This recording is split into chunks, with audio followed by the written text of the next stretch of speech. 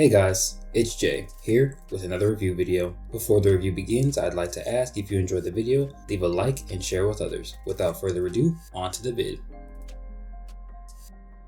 The episode begins with Tevin with Yukiko as Brandon stands near Gary. He then notices Andrea and Inspector Ian. He says that there was a light coming from here, so he grabbed Yukiko. He then asks if they are alright and adds that whatever happened, the world felt it, and that they are going to expect answers. He then asks Andrea directly what Shay has done, but she stays silent. Reed then questions his children, asking if anything hurts, but I says she's fine, and Rai says he's okay. Rai adds that the light was so bright that he felt warm, and then all of a sudden he woke up there. Reed then glances back towards Mikhail and steps to him asking what that was. Whatever he did, I swear to you, I felt myself and my children die. The soldiers haven't even gotten a grip on themselves. They came in contact with the sun and then that bright light. Whatever Lord Hart did, it ended us all, yet somehow we still stand. From the looks of your face, you cannot make any more sense of it than I can, yet you still hold more knowledge than us all. He has labeled himself an executioner and endangered the lives of my children. Now tell me, Mikhail, did you know? Mikhail responds that he was not sure what Shay would do or the route he would take, but what he does know is that this moment was a seal that marked the end of Thanatos for good. He adds that Shay made a terrible mistake, but for what it's worth, it was undone. A soldier then sends a thumbs up from near the mansion's entrance. Alice then walks to the lords and says the mansion is secured and that all occupants have evacuated, as it is vacant. She adds that none of their operations targets have been detained, as they seem to have all vanished, and they believe it to be the work of the Merlin Stone. Reed says it may appear that he vanished, but in actuality he fled. But be that as it may, his grand entrance is over. Thanatos stood before them with an army at his back, so they likely didn't stand a chance. Mikhail confirms that they didn't. Lord Hart may have briefly taken our lives, but he subsequently gave us another chance. All have scattered to gather their strength. There is no longer an imminent threat. It has begun. What Lord Hart did was necessary. He backed Thanatos into a corner, giving us time. When Thanatos reemerges, there will be no stopping what happens. This is only the beginning. Lord Hart must accept his path and choose how he walks it. We will win this war with Lord Hart as our weapon. We then switch to an unidentified location, with Dr. Hanzo working on a wounded Vaal. Vaal then asks for Dr. Hanzo's judgment. Treatment can work. It is no cure, but constant visits to my operating table will save your life. It is a talent infection. Hemlock cells bound themselves to yours and concentrate at this point. Your chi is enough to keep the spread at bay, but it won't attack your infected cells. Vaal then asks if he can remove the entire area. No. The cells are in your body, your hands, eyes, even your hair follicles. They gather and attack at this spot. It is quite intelligent. Amputating your lower extremities won't bring a solution. The cells will simply gather elsewhere. Removing the infected tissue is the only feasible route to combat the pain. Unless you kill the bearer of the Ash of the Fathers before he transfers a talent, you are stuck with this, my lord. Thanatos then begins to enter, and Vaal tells the others to leave them. Vaal says he's heard of Thanatos' encounter back on the surface, and that this location has served them well, but it will no longer be useful as Engaimeki grows weak, and that soon they will have things in order to transfer to the Merlin dimension. He then adds that before the gods have gathered, they should attack, but before he can finish, he is pushed against the wall. Thanatos then stabs Stonebill into the wall next to Vaal. Why didn't you kill them all when you had the chance? They have what it takes. They always have. That's why I dealt with them every time they rose up, but for every one I kill, they seem to breed more. They can actually do it. They can kill me. Vaal questions his lord, wondering who can stand against him, as they have prepared, so who would dare? The Hearts, a people born without fear. You failed to kill them all. You will fix this, Veggie-Zatha. We then transition to 1 month later at Code HQ in Tokyo, Japan. Chairman Ross then walks towards Anton, who asks the chairman if it's okay for him to take a few minutes before their meeting. Aldrich then says he caught Anton just in time, as he was hoping he'd sit this meeting out, since the heads have gathered, but it truly isn't that important of a discussion. He then suggests that Anton take more time for himself, as no one would blame him. Anton thanks Aldrich, but says he is ready to do his duty. But the chairman responds, "Of course you are. You disassociate from reality to get what needs to be done.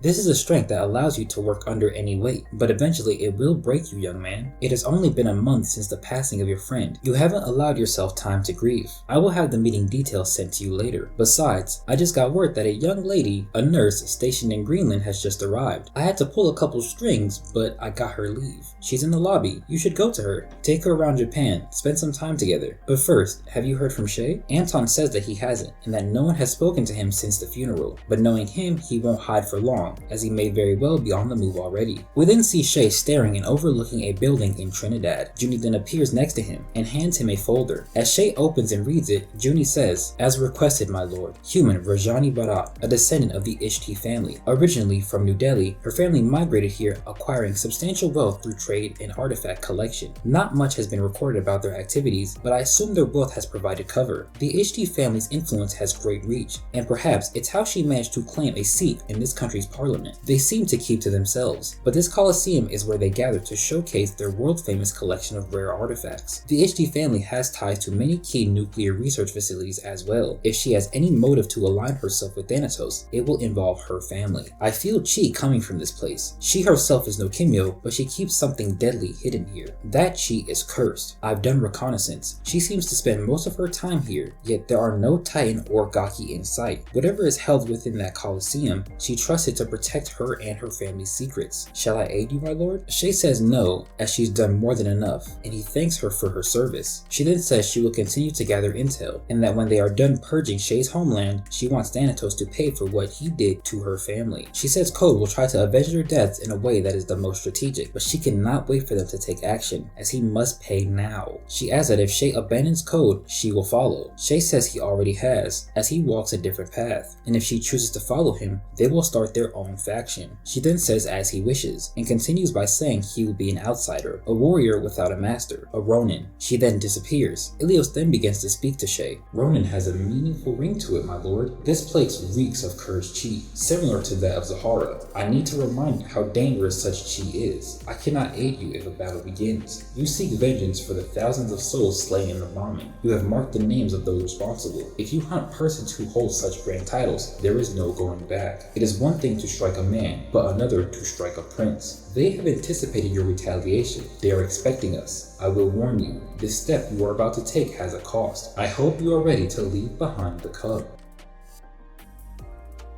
Now on to the highlights. This section is going to look at the first parts of the episode, and we'll first look at what Tevin says. He says whatever happened here, the world felt it, and they are going to expect answers. This of course stems from the fact that God undid Shay's actions in the last episode, and Tevin saying the world felt what God has done is backed up by scripture, as Isaiah chapter 24 verse 19 reads, "The earth is broken up, the earth is split asunder, the earth is violently shaken." And Matthew chapter 27 verses 50 through 51 reads, "And when Jesus had cried out again in a loud voice, he gave up his spirit. At that moment, the curtain of the temple was torn in two from top to bottom. The earth shook, the rocks split." This goes to show that such divine occurrences shake the very earth. But in regards to this, we have to also question how Code will explain such a global phenomenon, which ties into Tevin saying the world will expect answers. Since this was a Kimyo related incident that was put on the news, countries will be looking towards Code for answers, the same way Aldrich had to calm down neighboring islands when it came to Shay's training at location number 27. And while the neighboring islands didn't know Shay was there, that island is Code owned property, so they expected Aldrich to have answers for the occurrences. This situation is very close to that one, so how will Aldrich go about explaining such a thing to those in power who ask? Even if he said it was an act of divine intervention, only so many countries would believe him, which could negatively affect Code's relationships, though it may be possible he could pin such a thing on Thanatos, since he should have been on television the same way Vaal was last season. Since the god tier are somewhat public figures, it could be easy to say that Thanatos displayed his newfound above god tier level power, which the world felt. While this is a lie, it could in theory help those allied with Code continue to see Thanatos as a priority threat, and not turn on the organization whose entire goal is human and Kimyo peace. Looking now towards Reed, he says something that could be very interesting. He says he felt he and his children die. Now of course, we knew everyone present had died, so this is not surprising, but you have to keep in mind we have been told by Kofi in episode 109 that talents are unbreakable, and Aldrich furthers this by saying the life and death serums will regather themselves, which is essentially what a talent does when its user dies. However, Reed's demeanor here almost suggests that the twins would have died here permanently, and if such a thing is true, it makes you wonder if talents are truly unbreakable. If my assumption on the ether is correct, then a talent that exists in it for too long will lose all its chi and effectively die, meaning talent death is technically possible. However, not only have we not seen such a thing, but even in the case of the twins, it's still very possible they would have existed in the ether until they reformed again on Earth. Their death can also make you wonder what would happen to Anton if Kong Kong were to die. Since Kong is a living talent with a talent, if Kong were to succumb to the effects of Jirohime's poison and die, would Anton no longer be able to use Kong's staff-making talent? He should still have access to the shift, but is it possible he wouldn't?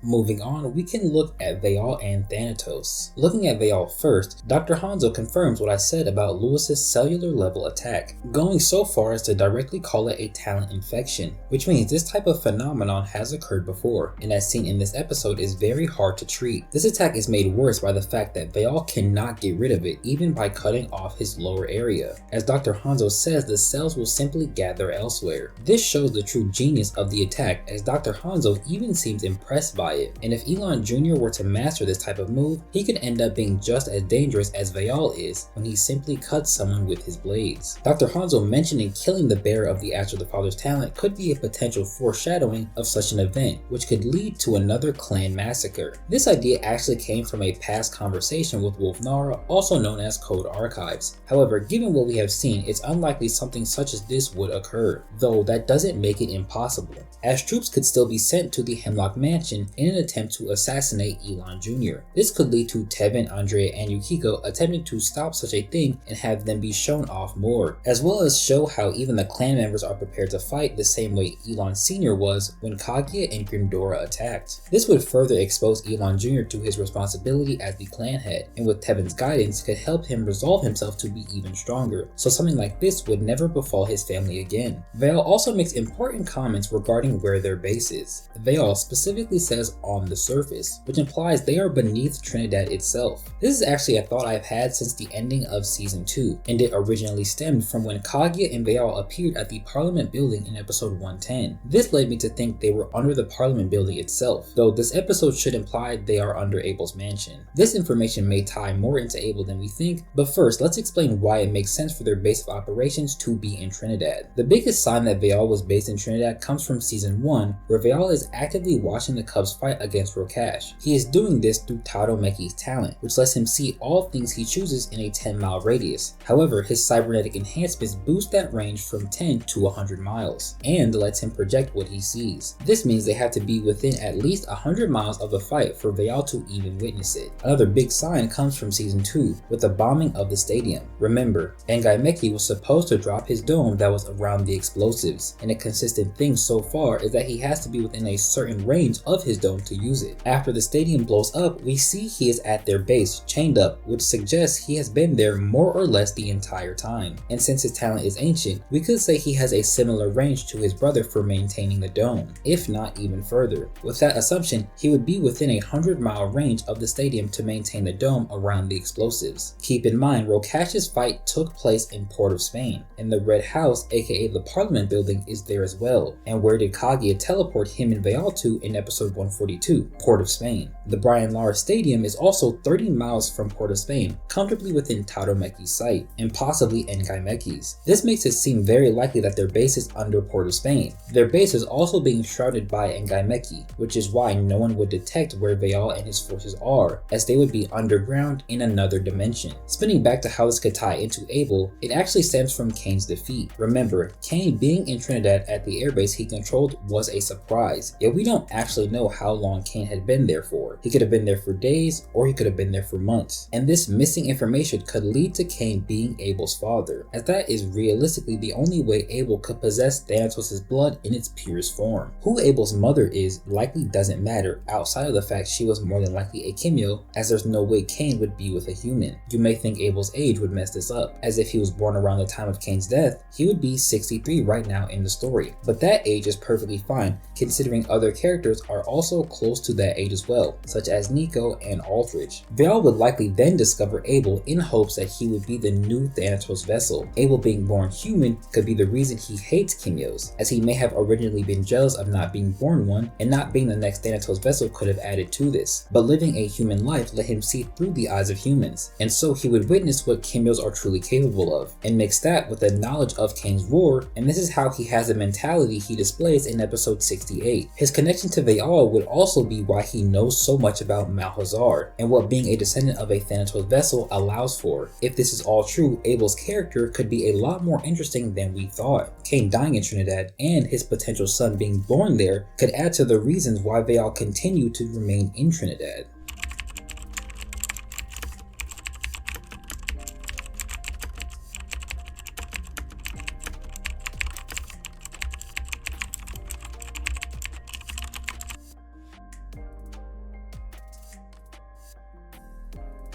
And since I brought up Malhazar, Thanatos says something quite interesting that could relate to him as well. In relation to the hearts, he says, "That's why I dealt with them every time they rose up." And this suggests he dealt with multiple Heart Clan members before. To better understand this, we may have to place a proper time of when Malhazar was alive.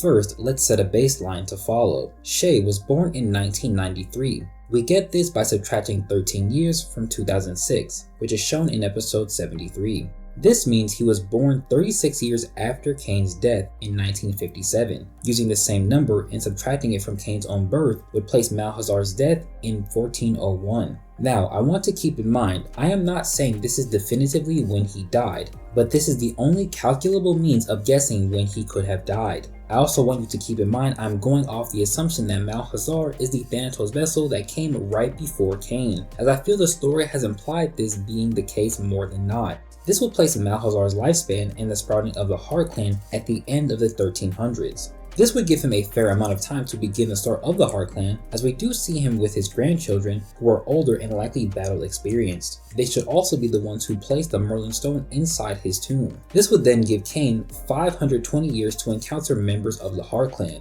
And since we know the Heart Clan was given an abundance of power, we could somewhat assume 2 or 3 strong Heart Clan members existed almost all the time, as a clan head would be one of them, and at the very least a wielder of Hisame if they themselves aren't the clan head, and another maybe more unorthodox talent member such as Masato or Kaguya. But regardless, once these members get strong enough, they would likely be made known by their feats during the war, and thus Thanatos in Cain's body would deal with them when the time came. If Malhazar and the Heart Clan are much older because of this statement, then that would mean at least one more Thanatos vessel existed before Cain, and also faced Heart Clan members during that time, with all of this going on over the course of hundreds of years.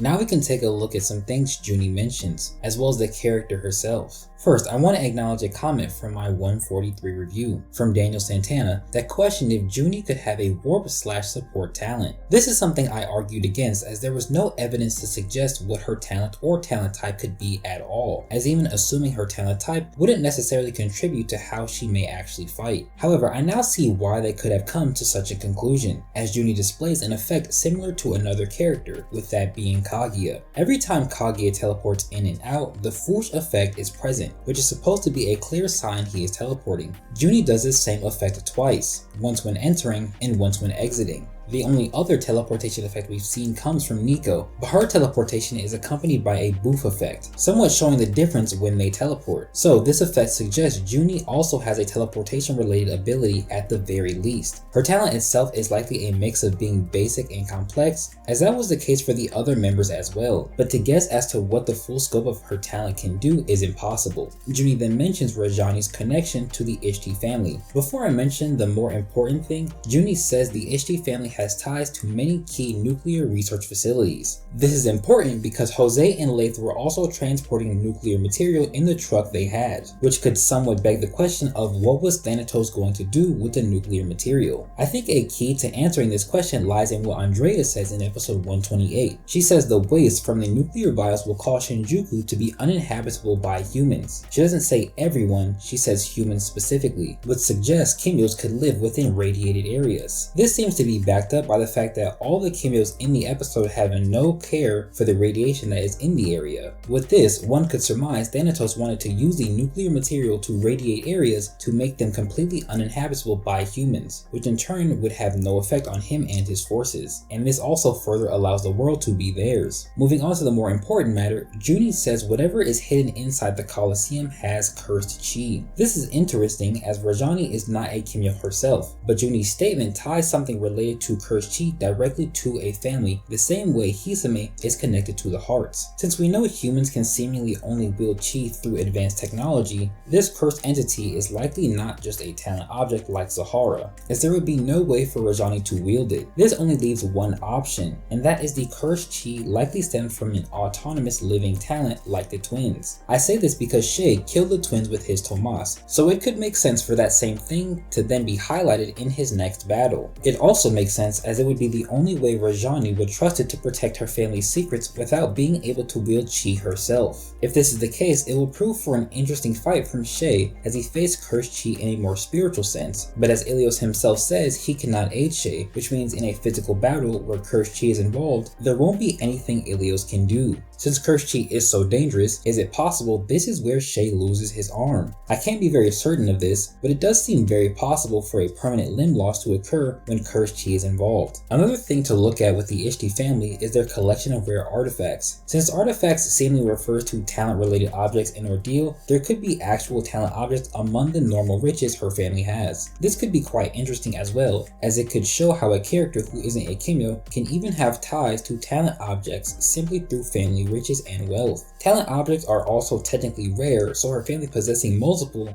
that are simply on display would be very intriguing. And lastly, we can look at the purging of Trinidad that Juni mentions as well. This directly ties into Ilios saying Shay has marked the names of those responsible, and that ties into the names we saw at the beginning of episode 137, which is why Shay wanted intel on Rajani, as her name is on the list. This should mean we will see Shay interact with the other people on the list, except for Abel for obvious reasons, and maybe even Amari, but everyone else should be on the table, and if Shay isn't the one who interacts with them, Gary will be. Shay's vengeance of course relates back to the bombing of the stadium in season 2. And in episode 112, when Shay was initially upset about the bombing, Ilios told him the time for his vengeance will come, and to ensure it does not spill upon those undeserving of his wrath. That time is now, and is why this interaction will occur in a private area, as it allows Shay to have a direct conflict with Rajani, and not involve anyone else, unlike how in the last episode Shay's wrath spilled on everyone who was present in his attempt to end Thanatos. And now let's look at the moniker we've all become familiar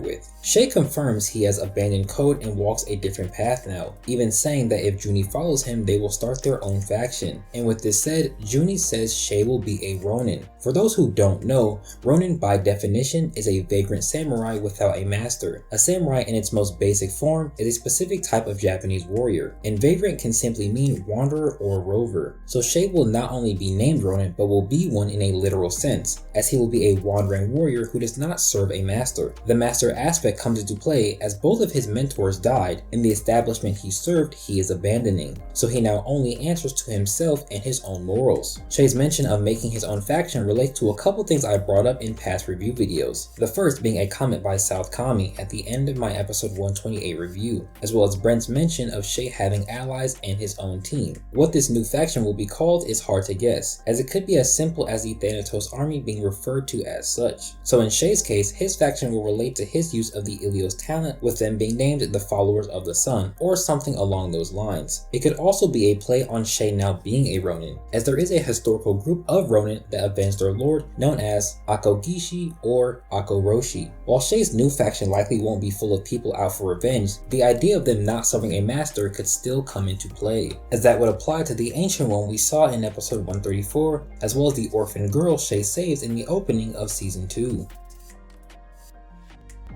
To end things off, there are a few things I want to mention before closing the video. The first being my curiosity on how Tevin will react when he learns of what Shay did. We have seen how Tevin reacts to Shay's violence in the past, but this is a new level even for him. So outside of Shay leaving the Cubs, this could be Tevin's own reason for not speaking to his brother. There's also the fact that Mikhail knew to some capacity what would occur, but he wasn't aware of what Shay's specific action would be. In regards to Thanatos and his forces, they will be moving their operations to the Merlin dimension, which which is to be expected, and not because of them nearly being found out and Engameki's growing weakness, but because it was already alluded to previously in episode 137 that something like this would occur. As Tandor mentioned, a previous Thanatos vessel hid his entire company in the dimension. I didn't bring up Anton before because I wanted to mention him here, as there wasn't that much to say, but he does show it's possible for a code head to be excused from meetings in service, but likely only when a death occurs. Seeing Juni again here was quite nice, and it implies we should see much more of her before the series is actually over. I also think this episode can somewhat illustrate Juni being Shay's hand. Shay is realistically an above god tier level character, even though his rank was never disclosed. We also know each god tier has someone directly beneath them, and this applies to characters like Thanatos and Vaal as well. So it's not far-fetched to say, as of now, Juni is the equivalent of Shay's hand. In relation to Shay himself, the Ronin moniker also relates to Shay's Japanese heritage, which he has through his father. The Heart Clan are like samurai in theme and practice, as they protect those who ask for their aid in the same way samurai do with their lords. So in a way, you could say Shay becoming a Ronin is also him partially abandoning some of his namesake. One more thing, where is Azam? We quite literally saw every other cub in this episode, so where is he at and what is he doing? I think now would be a good time to capitalize on showing more of Azam's character, as it will help set the foundations for showing his eventual rogue nature. The best way this could be done, in my opinion, is to show a flashback of Azam training with Abijah and him being taught the assassin's rage. This would then lead to present Azam remembering that lesson and taking it further, actively making his demeanor that of constant rage, which is in part why he will be a rogue in the future. This is a clear transitional episode, one that helps flow the previous events into upcoming ones. It may initially only feel like that, but taking a deeper look at each subject makes it all the more better. It's not the craziest episode, but it is far from the worst, though there are some clear missed opportunities here. And there is no comments of the week this week. But anyway, that's the video, guys. Let me know what your favorite part of the chapter was in the comments below, as well as how you feel about the things I mentioned in the highlight section. Don't forget to read the actual episode for yourself, and be sure to like it as well. And I will see y'all in the next one.